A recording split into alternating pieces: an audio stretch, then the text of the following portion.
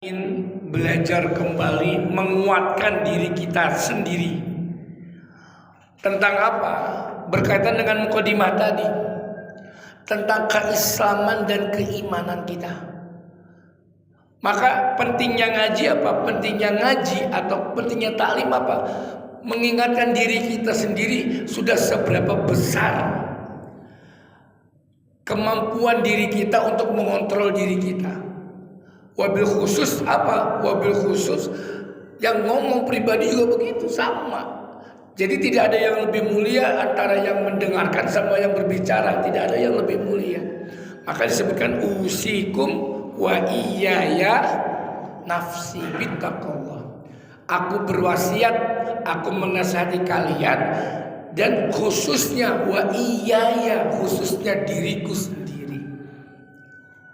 Dan bisa jadi pemahaman yang kita dengarkan dari orang lain itu mengantarkan kita kepada pemahaman yang benar-benar sesuai dengan rule on the track-nya Islam. Kadang-kadang kan kita belajar banyak sekarang nih guru-guru online, belajar dari online, nggak ada masalah. Tapi ketika itu pemahamannya yang salah, itu yang perlu diperhatikan. Oh, ini dari online ini.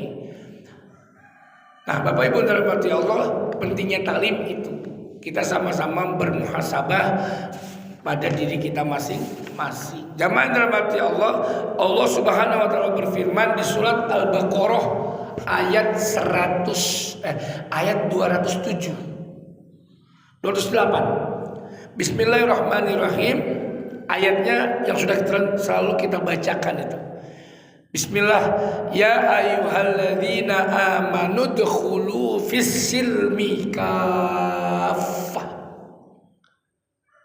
Ya ayyuhalladzina amanu udkhulu fis-silmi kaffah. Ada yang bacanya ya ayyuhalladzina amanu, nggak ada udah, tapi nudkhulu fis-silmi kaffah. Potongan ayat ini mengingatkan kita kepada satu kisah yang menjadi asbabun nuzul, Bapak Ibu dirahmati Allah. Asbabun nuzul daripada ayat ini. Apa itu asbabun nuzulnya? Seorang sahabat Nabi yang bernama Abdullah ibnu Salam. Siapa? Abdullah bin Salam atau Ibnu Salam. Dia Islam dan beriman kepada Allah dan Rasulnya Muhammad SAW. Akan tetapi ketika dia sudah menjalankan keislamannya dengan baik, dengan benar, tetapi tetap saja melakukan apa? Melakukan hal-hal yang tidak Allah ridhoi dan tidak Rasul ridhoi. Apa itu? Menjalankan kebaktian hari Sabtu, dan itu adalah amalan orang Yahudi.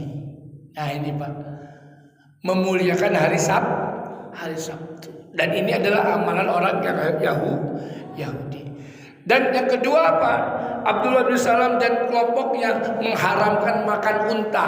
Padahal Allah dan Rasulnya menghalalkan makan unta. Nah, jamaah dirahmati Allah, pencampur adukan antara Islam dan ajaran-ajaran di luar Islam, inilah yang menjadi dasar. Yang menjadi dasar apa?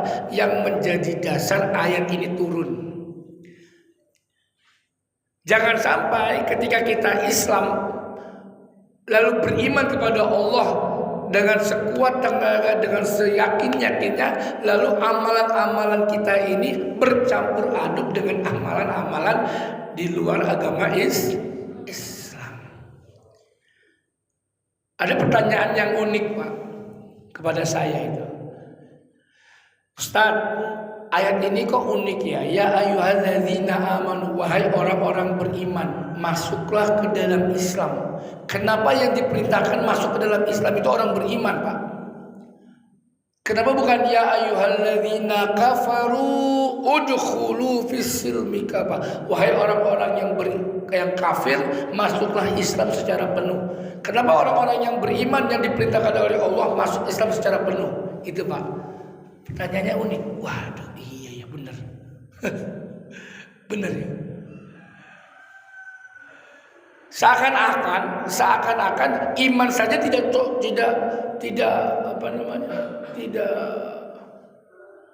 Tidak menjadi pegangan yang utuh sebelum menjalankan keislaman secara penuh.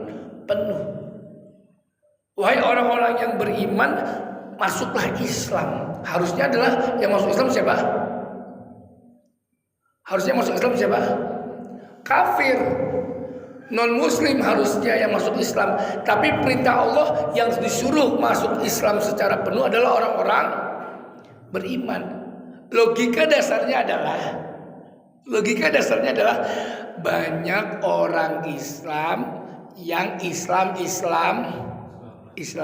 Banyak orang beriman yang menjalankan Islamnya hanya potongan saja. Itu maksudnya. Jangan-jangan itu kita. Nah ini pertanyaan yang menjadi flashback atau feedback pada diri kita masing-masing. Jangan-jangan ayat ini menyindir kita Bapak Ibu yang dirahmati Allah. Sudahkah kita berislam secara total?